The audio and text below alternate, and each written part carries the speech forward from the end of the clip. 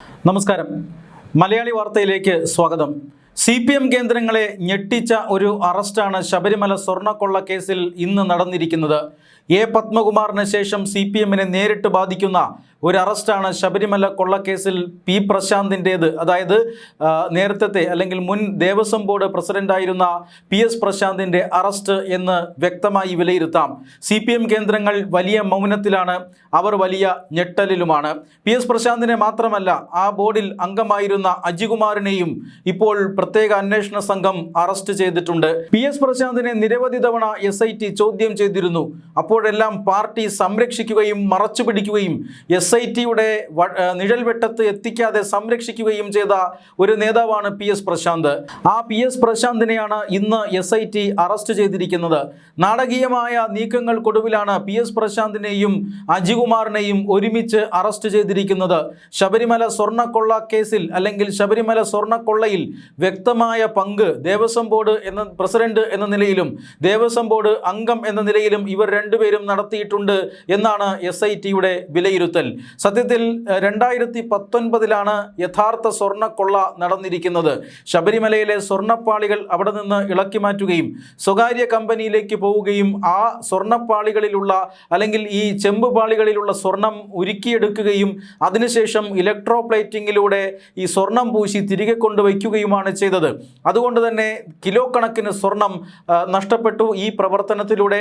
2019 പലതരത്തിലുള്ള ചട്ടലംഘനങ്ങളും നടത്തിക്കൊണ്ടാണ് അന്നത്തെ ദേവസ്വം ബോർഡും അതുപോലെ തന്നെ ചില ഉദ്യോഗസ്ഥരും അടങ്ങുന്ന സംഘം, ഈ സ്പോൺസർമാർ, ഉണ്ണികൃഷ്ണനെ പോലെയുള്ള സ്പോൺസർമാരുടെ സംഘം ഇത്തരത്തിൽ ശബരിമല ശ്രീകോവിലിൽ നിന്ന് സ്വർണം അടിച്ചു മാറ്റിയത്. വലിയൊരു സ്വർണ്ണക്കൊള്ളയായിരുന്നു, സംസ്ഥാനത്തെ ഞെട്ടിച്ച ഒരു സ്വർണ്ണക്കൊള്ളയായിരുന്നു ശബരിമലയിൽ നടന്നത് എന്ന് വ്യക്തമായി. ആ സ്വർണ്ണക്കൊള്ള പുറത്തു വന്നത് 2025 നടന്ന മറ്റൊരു ചട്ടലംഘനത്തിലൂടെയായിരുന്നു. അതായത് PS പ്രശാന്ത് ദേവസ്വം ബോർഡ് പ്രസിഡന്റായിരിക്കെ അവിടെ നിന്നും ദ്വാരപാലക ശില്പങ്ങളിലെ സ്വർണ്ണപ്പാളികൾ ചട്ടം ലംഘിച്ചുകൊണ്ട് ഇളക്കി മാറ്റി സംസ്ഥാനത്തിന് പുറത്തേക്ക് കടത്തി. നേരത്തെ ഈ സ്വർണം മോഷ്ടിച്ച അതേ കമ്പനിയിലേക്ക് തന്നെ ഈ പാളികളെ എത്തിക്കുകയായിരുന്നു. അതായത് ശബരിമല സ്വർണം പാളികൾ അല്ലെങ്കിൽ ശ്രീകോവിലുമായി ബന്ധപ്പെട്ട സ്വർണവുമായി ബന്ധപ്പെട്ട അറ്റകുറ്റപ്പണികൾ എന്തെങ്കിലും നടത്തണമെങ്കിൽ ഒരു കാരണവശാലും ആ സന്നിധാനത്ത് നിന്നും ഇത്തരം വസ്തുക്കൾ പുറത്തു പോകാൻ പാടില്ല എന്നതാണ് ദേവസ്വം ബോർഡിൻ്റെ ചട്ടം. ആ ചട്ടം ലംഘിച്ചുകൊണ്ട് ഇനി അഥവാ ഏതെങ്കിലും രീതിയിൽ പുറത്തു കൊണ്ടുപോകണമെങ്കിൽ ഹൈക്കോടതിക്ക് വേണ്ടി മേൽനോട്ടക്കാരനായിരിക്കുന്ന ദേവസ്വം സ്പെഷ്യൽ കമ്മീഷണറെ ഇത് അറിയിക്കേണ്ടതുണ്ട്. ഇക്കാര്യം സ്പെഷ്യൽ കമ്മീഷണറെ പോലും അറിയിക്കാതെ അവിടെയുണ്ടായിരുന്ന CCTVകളെല്ലാം നിശ്ചലമാക്കിക്കൊണ്ടാണ് ഇത്തരത്തിൽ ദ്വാരപാളികളുടെ ശില്പങ്ങൾ ഇളക്കി മാറ്റിക്കൊണ്ടുപോയത്. ഗുരുതരമായ ചട്ടലംഘനമാണ് ദേവസ്വം ബോർഡ് പ്രസിഡന്റായിരുന്ന PS പ്രശാന്തിൻ്റെ നേതൃത്വത്തിൽ നടന്നിരിക്കുന്നത് എന്ന് വ്യക്തമാണ്. എന്നാൽ ഈ ഒരു ഇടപാടിന് ശേഷമാണ് ശബരിമലയിൽ എന്തൊക്കെയോ നടക്കുന്നുണ്ട് ചട്ടവിരുദ്ധമായി എന്ന വിവരങ്ങൾ പുറത്തു വന്നത്. സ്പെഷ്യൽ കമ്മീഷണർ ഇത് ഹൈക്കോടതിയെ അറിയിക്കുന്നതോടുകൂടിയാണ് മുൻകാലങ്ങളിലും ഇത് കൊണ്ടുപോയിട്ടുണ്ട് എന്ന വാർത്ത പുറത്തു വരുന്നത്. അങ്ങനെ മുൻകാലങ്ങളിൽ കൊണ്ടുപോയ അതേ ഭാരത്തിലുള്ള സ്വർണ്ണത്തകടുകളായിരുന്നില്ല പിന്നീട് തിരിച്ചു വന്നത് എന്ന് ഹൈക്കോടതി കണ്ടെത്തുന്നു. അതിനുശേഷം ദേവസ്വം വിജിലൻസിൻ്റെ അന്വേഷണം ഉണ്ടാകുന്നു, SITയുടെ അന്വേഷണം നടന്നുകൊണ്ടിരിക്കുന്നു. ഈ സാഹചര്യത്തിലാണ് PS പ്രശാന്തിനെ പോലെയുള്ള നിർണായകമായ വ്യക്തികളെ, ഈ കേസിൽ നിർണായകമായ ഒരു പങ്കുണ്ട് എന്ന് വിശ്വസിക്കപ്പെടുന്ന വ്യക്തികളെ SIT അറസ്റ്റ് ചെയ്യാതെ മാറ്റി നിർത്തിയത്. ഇത് അന്ന് തന്നെ വലിയ രീതിയിൽ വിവാദമായിരുന്നു. ഇന്ന് അധികാരത്തിലുള്ള UDF അന്ന് പ്രതിപക്ഷ സ്ഥാനത്തിരിക്കുമ്പോൾ ഉന്നയിച്ച വളരെ പ്രധാനപ്പെട്ട ആരോപണങ്ങളിലൊന്നും ഇതുതന്നെയായിരുന്നു. അതായത് PS പ്രശാന്തിനെ പോലെയുള്ളവരെ മാറ്റി നിർത്തിയിരിക്കുന്നു, കടകംപള്ളി സുരേന്ദ്രനെ പോലെയുള്ളവരെ മാറ്റി നിർത്തിയിരിക്കുന്നു. ഇത് LDF സർക്കാർ SITയിൽ രാഷ്ട്രീയ സ്വാധീനം ചെലുത്തുന്നതിൻ്റെ ഭാഗമായിട്ടാണ് എന്ന് UDF ആരോപിച്ചിരുന്നു. ശരിയാണ്, ഹൈക്കോടതിയുടെ മേൽനോട്ടത്തിൽ തന്നെയാണ് അന്വേഷണം നടക്കുന്നത്. പക്ഷെ അന്വേഷിക്കുന്നത് കേരള പോലീസാണ്. അതുകൊണ്ട് തന്നെ ഭരണകൂടം പറയുന്നത് അനുസരിക്കാതിരിക്കാൻ അവർക്ക് കഴിയില്ല. അത് ആ ഒരു രാഷ്ട്രീയ സ്വാധീനമാണ് ഇത്തരം ചില ആളുകളെ സംരക്ഷിക്കാൻ കാരണമായത് എന്ന് UDF അന്ന് തന്നെ ആരോപിച്ചിരുന്നു. ഭരണം മാറി UDF അധികാരത്തിൽ വന്നപ്പോൾ ഇതാ അന്ന് പിണറായി വിജയൻ സർക്കാർ സംരക്ഷിച്ചിരുന്ന PS പ്രശാന്തിനെ നേരിട്ട് പൊക്കിയിരിക്കുകയാണ് ഈ SIT. അതോടൊപ്പം തന്നെ അജികുമാറിനെയും ഈ PS പ്രശാന്തിൻ്റെ വലങ്കയായിരുന്ന അജികുമാറിനെയും ഇപ്പോൾ അറസ്റ്റ് ചെയ്തിരിക്കുന്നു എന്നുള്ളതാണ്. എന്തുകൊണ്ടാണ് PS പ്രശാന്തിനെ CPM സംരക്ഷിച്ച് നിർത്തിയത്? കോൺഗ്രസിൽ നിന്നും CPMലേക്ക് വന്ന സമുന്നതനായ ഒരു നേതാവാണ് PS പ്രശാന്ത്.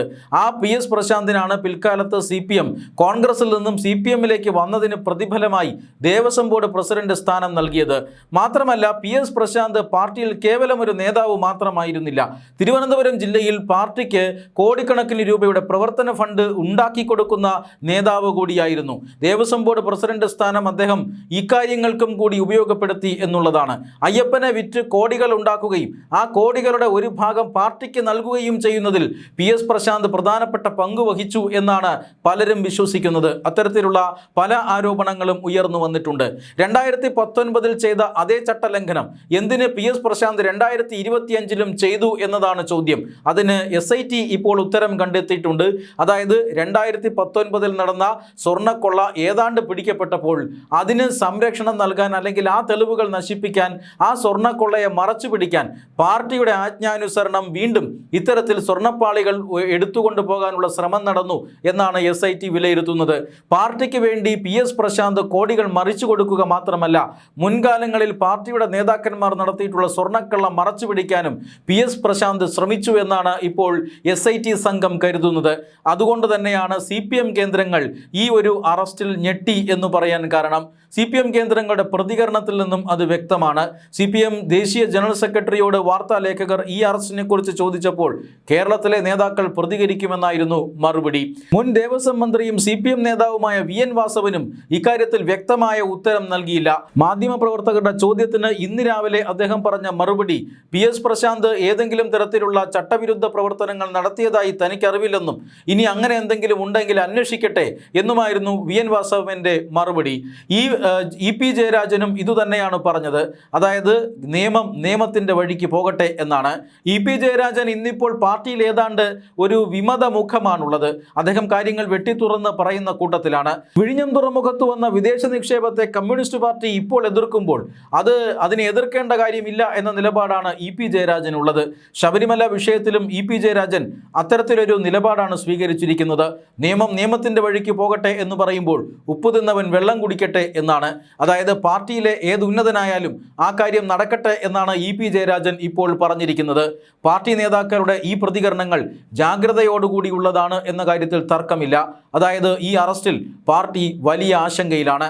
അന്വേഷണ സംഘത്തിന്മേൽ ഇത്രയും നാൾ സമ്മർദ്ദം ചെലുത്തിയിട്ടും PS പ്രശാന്തിനെ ഇപ്പോഴും രക്ഷിച്ചെടുക്കാൻ സാധിച്ചില്ല എന്ന കുറ്റബോധമാണ് ഇപ്പോൾ പാർട്ടിയിലെ പല നേതാക്കന്മാർക്കും ഉള്ളത്.